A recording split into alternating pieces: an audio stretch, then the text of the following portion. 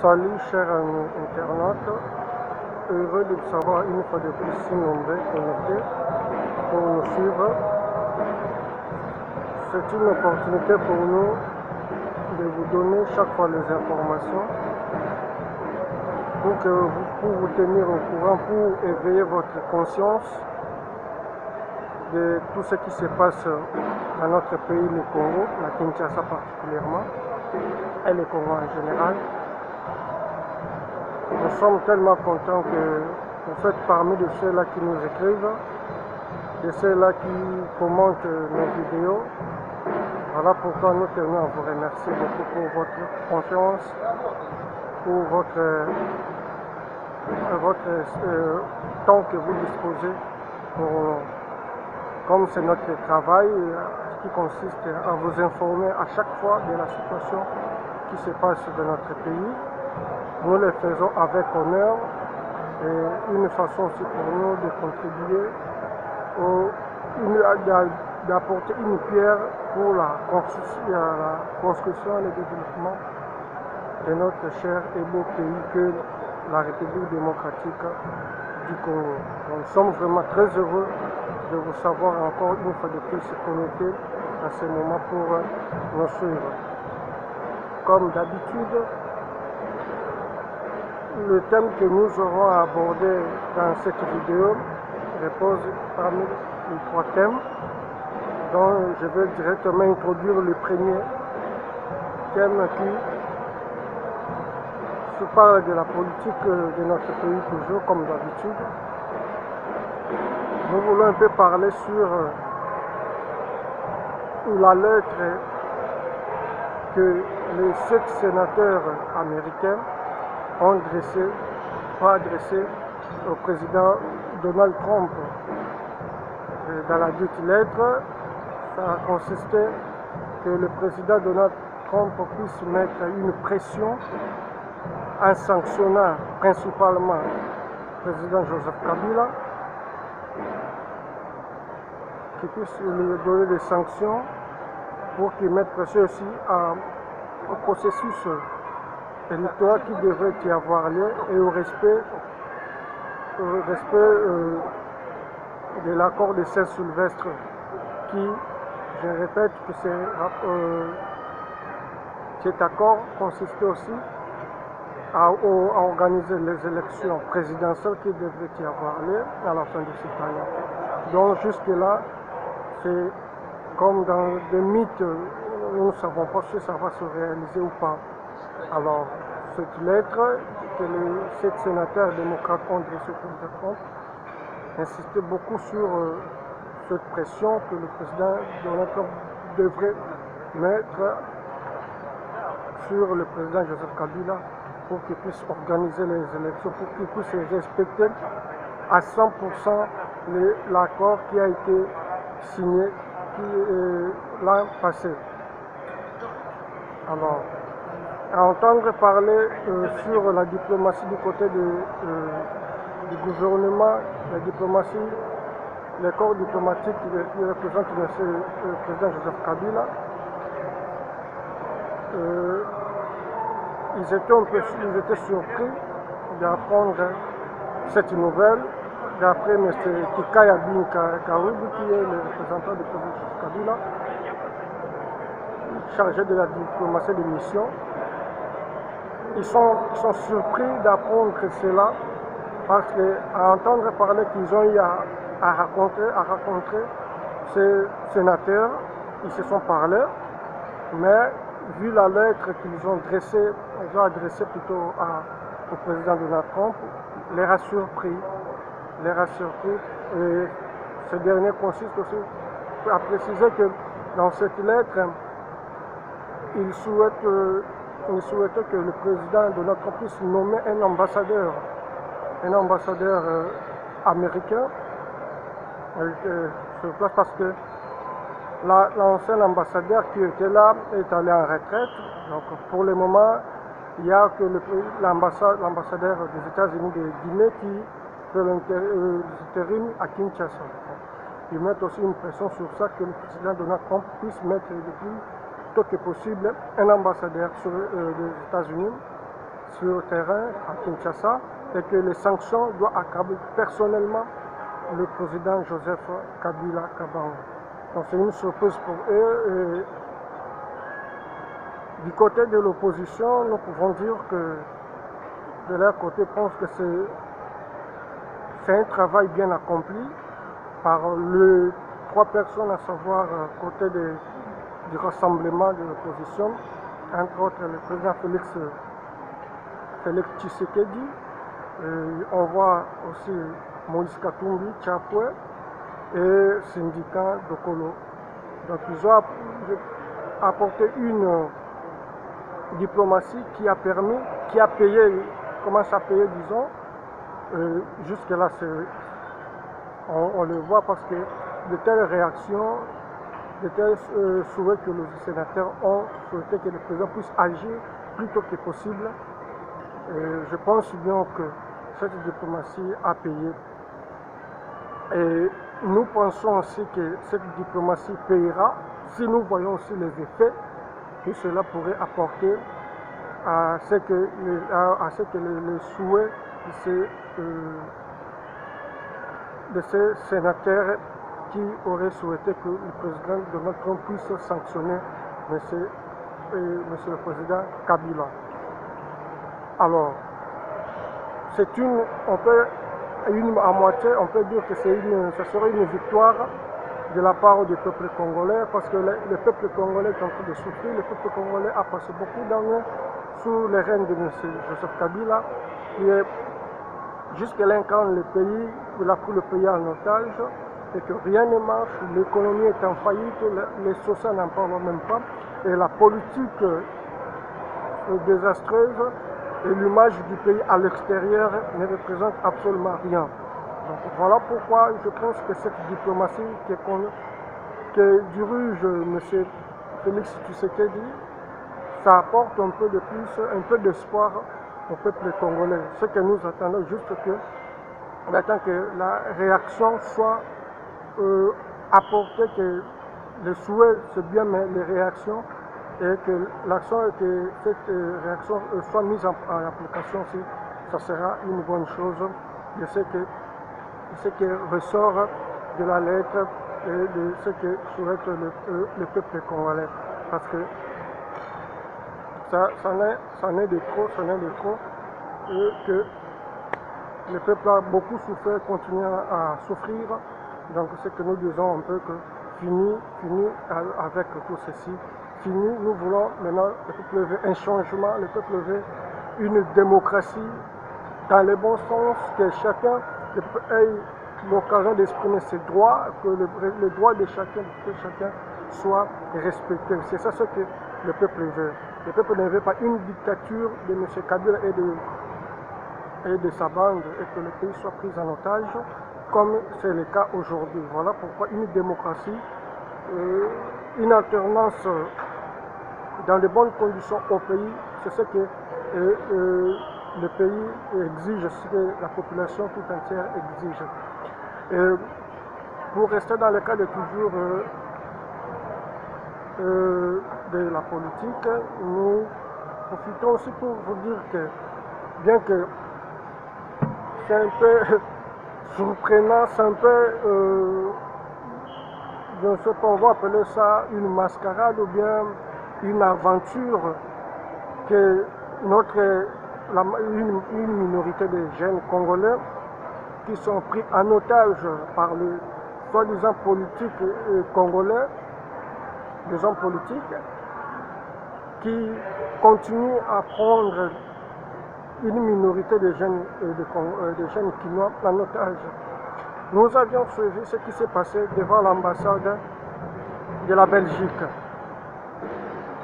Un groupe de gens, de jeunes gens, sont allés devant l'ambassade de la Belgique avec des effigies du feu Premier ministre, Premier ministre Lumumba,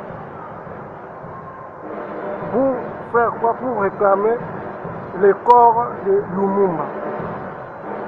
Mes chers amis, mes chers frères, mes chères sœurs, Congolaises et Congolais. Le corps de Patrice Emery Lumumba, que ce groupe de gens malmenés par les politiciens ont allé déclarer. C'était des aventures, c'était, je ne sais pas, qu'est-ce qui les a poussés, bien que nous le savons qu'ils étaient poussés par les hommes politiques, peut-être qu'ils leur avaient donné quelque chose, vu aussi la famille qui règne au pays, c'est tout à fait normal qu'ils puissent se laisser faire par cela. Réclamer le corps de Lumumba devant l'ambassade de la Belgique, ils ont fait un sitting pour aller réclamer ça. Même vous, les jeunes gens, soyez raisonnables. C'est aujourd'hui qu'on veut faire arriver une situation qui n'a même pas d'impact, qui n'a même pas sa place actuellement dans la politique. Qu'on veut faire réveiller cela. Ça n'a pas de sens. Arrêtez de vous faire malmener par les politiciens aventuriers. Arrêtez de vous faire malmener par des politiciens aventuriers, par des politiciens qui ne se soucient même pas de la situation qui traverse le pays, de la situation que traverse la population congolaise tout entière. On a vu un certain Olengankoy qui est descendu, je ne sais pas, à l'entendre parler, il est venu se calmer la situation parce que ça allait se dégénérer. Nous sommes dans quel pays? Nous sommes dans quel pays? Nous laissons les choses qui doivent être résolues, les situations qui doivent être résolues pour se faire distraire par des choses qui n'ont même pas d'importance, qui n'ont même pas d'impact actuellement. Ce qui doit se passer, ce qui doit se réaliser, se faire actuellement, ils ont des difficultés pour le faire, pour le réaliser. Mais des choses moins importantes, vu la situation actuelle, et les voilà qui sont les chercheurs qui prenaient et se mettent debout pour aller se regrouper aux jeunes gens pour réclamer le corps de Lumumba. Depuis 61 que Lumumba est mort, où étiez-vous pour aller réclamer ce corps-là? Depuis 61. Depuis 61, depuis que Lumumba est mort, depuis que vous êtes là, au pouvoir, 17 ans passés. Si c'est 16 ans, c'est 17 ans passés. Où étiez-vous pour aller réclamer le corps de Lumumba? C'est maintenant, aujourd'hui, vous vous dites que c'est le moment opportun pour vous d'aller réclamer le corps de Lumumba devant l'ambassade de la Belgique. Il faut être des gens qui déraisonnent. Vous déraisonnez, chers politiciens, soi-disant politiciens, des aventuriers que vous êtes. Vous êtes des aventuriers, vous ne savez pas ce que vous devez faire. Vous ne savez pas votre rôle que vous devez jouer dans la société actuelle, dans la société, comment aider la population à s'en sortir des difficultés, des situations de manque d'argent, manque de moyens de s'en sortir, manque de tout. Et vous vous mettez à parler des choses moins importantes. Vous êtes des aventuriers, chers soi-disant policiers, ceux-là qui dirigent. Les aventures en commençant par votre chef jusqu'au dernier. Vous êtes tous des aventuriers. Et arrêtez de tromper la vigilance du peuple congolais. Laissez ces jeunes gens qui ont les soucis du développement, qui ont les soucis du changement, qui veulent que le Congo aille de l'avant. Laissez-les faire se battre pour leur pays. Ne les embrayez pas, laissez-les tranquilles, laissez-les faire se battre pour leur pays. Arrêtez avec vos aventures que vous êtes en train de faire au chevet de l'État. Arrêtez avec ça. Le peuple a beaucoup souffert. Le peuple en a marre de vous et le salaire libre. Laissez-leur libre, laissez la population libre. Parce que vous savez que cette population en a marre de vous et bientôt il va se soulever. Voilà pourquoi vous voulez créer des situations comme ça. Pour dire que le peuple, la situation allait se dégénérer. Allait se dégénérer en quoi? Et toi, qui tu es pour aller calmer la situation? Des aventuriers comme ça, comme vous les gens au décours de l'Engankol, aventuriers comme ça. Et vous vous mettez aussi à parler de vous. Vous n'avez pas honte. Ayez quand même honte. Ayez honte de vous. Ayez honte de vos familles. Ayez honte de, de votre personnalité. Heureusement qu'il y a au moins la majorité sont des jeunes conscients qui veulent le changement. Voilà pourquoi nous, notre rôle est d'interpeller la jeunesse congolaise partout où elle se trouve, de se mettre debout, d'agir dès à présent, de contrecarrer toutes les dispositions que le gouvernement, le soi-disant gouvernement finissant, irresponsable est en train de prendre. Nous sommes là pour le contrecarrer, pour éveiller la conscience de cette population congolaise qui doit prendre ce destin entre ses mains. Réveillez-vous et prenez votre destin vous-même et puis agissez dès à présent. Agissez dès à présent. Ce n'est plus le temps de se laisser distraire, ce n'est plus le temps de faire n'importe quoi, je ne sais pas moi. C'est le temps de prendre des choses au sérieux, de se battre pour les intérêts du pays, pour faire partir ceux-là qui ont pris le pays en otage. M. Kabila ainsi que sa bande.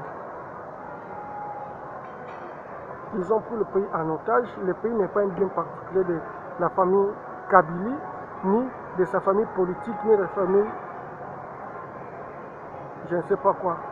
Ils doivent partir et ce dès à présent, prenons-nous en main notre avenir pour que nous puissions décider de ce qui sera notre Congo demain.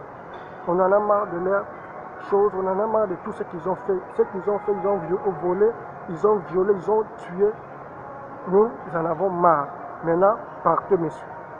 Vous et votre bande, partez puis laissez-nous libres.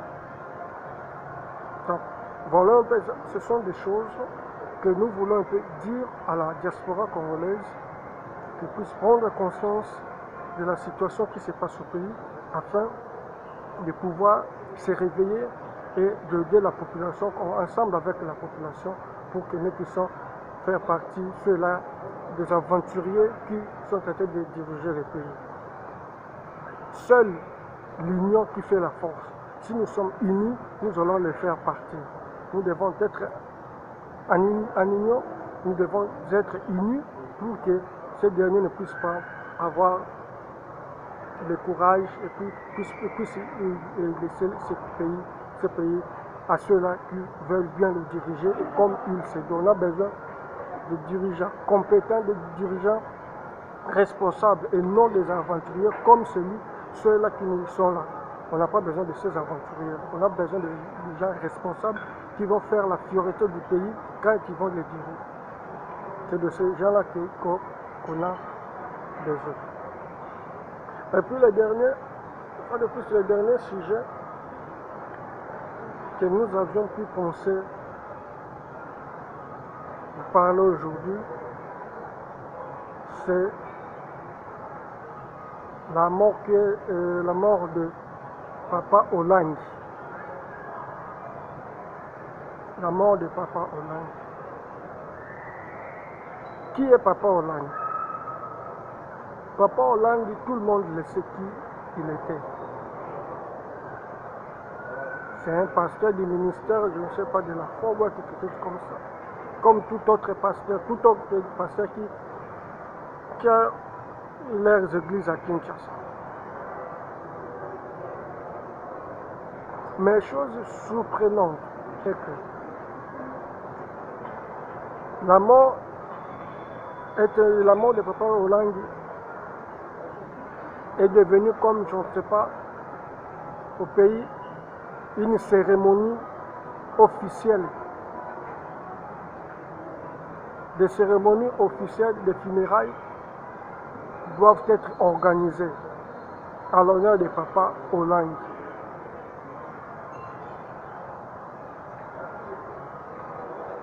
Mes chers frères, mes chères sœurs, compatriotes,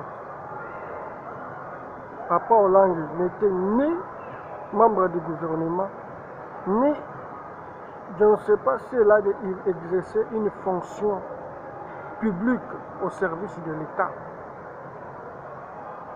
durant sa vie. Je ne suis pas contre, excusez-moi, mais pour moi, on doit se le dire, on doit se dire la vérité. Il n'a exercé aucune fonction publique à ce que je sache. Mais de funérailles en son honneur que le président lui-même de la République a ordonné au gouvernement d'organiser en son honneur. Et puis, il serait prévu qu'il soit enterré dans son fief, là où il y a son église, au 17e rue de Mété. C'est déplorable. C'est déplorable parce que si aujourd'hui, l'une des raisons de la crise qui traverse le pays, le Congo aujourd'hui, on peut dire les rapatriements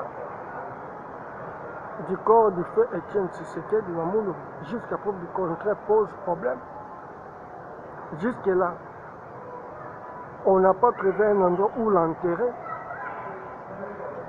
Mais combien est-il possible, Papa Olangi, je ne sais pas quel rôle il a joué au pays, pour qu'il soit enterré chez lui, dans son fief, et que le gouvernement a ordonné, le gouvernement a bien précisé, aurait bien précisé.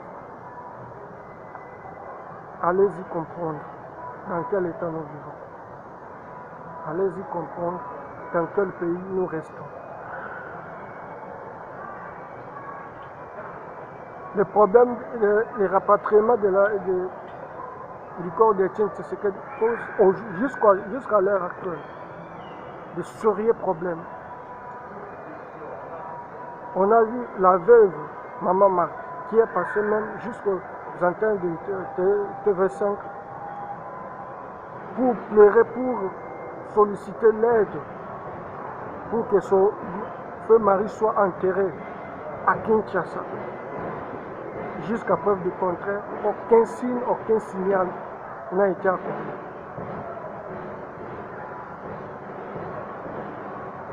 Je ne sais pas, dans ce pays-là, si il y a seulement une certaine catégorie de gens qui doivent être plus privilégiés, et la majorité doit continuer à souffrir.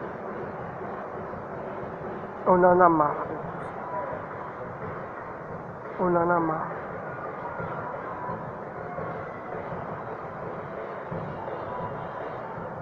On en a marre. Pourquoi toutes ces choses doivent arriver? Moi, je pense que Papa Olangi serait peut-être un des membres des familles du président Joseph Kabila. Ou bien il y a des liens, soit des liens amicaux avec lui, ou bien un de ses proches. Voilà pourquoi il a ordonné. Il a exigé que les funérailles, le gouvernement prenne en charge ces funérailles. Je ne pense pas que ce papa-là, son église manque de moyens pour organiser les funérailles de Papa Olangi. Je ne pense pas.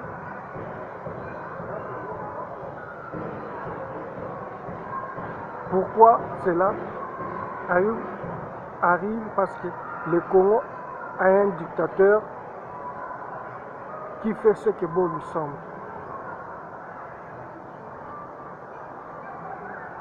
Mais ce que je pense qu'on en a marre déjà.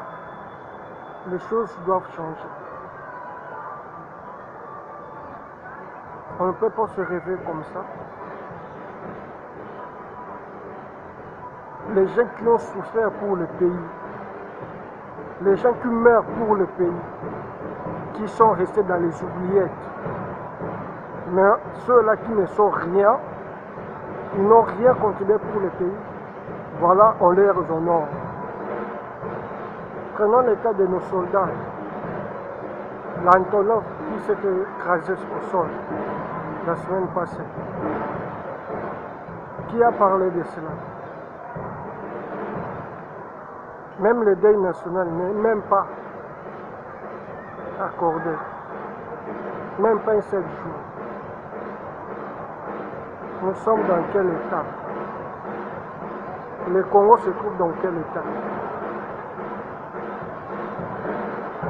Réfléchissons 5 minutes. Vous allez nous donner raison. Qu'il faut que les choses changent. Quand nous disons que les choses changent, il faut commencer par celui qui se trouve au chevet du pays jusqu'à sa banque, à sa dernière banque. Tout le monde doit partir. On en a marre, la population en a marre. Papa Olangi n'est qu'un simple serviteur. Il fut juste un simple serviteur. Mais de demander jusqu'à ce qu'il soit enterré dans son fief de 17e rue, là où il y a son église, c'est aller un peu plus loin.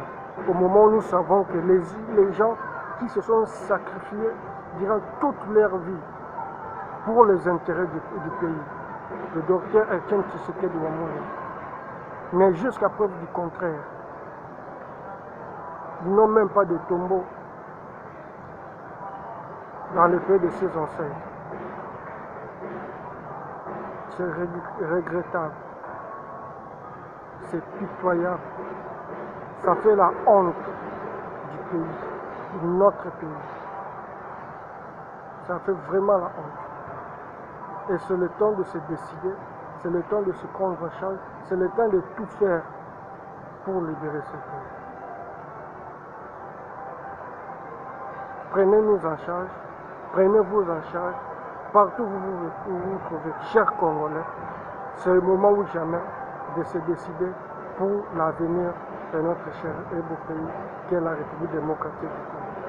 Je pense bien que les choses vont aller de l'avant et vont improver. Merci pour votre attention. Merci d'avoir été là. Je vous remercie. On se retrouve prochainement. Merci, bye. À bientôt.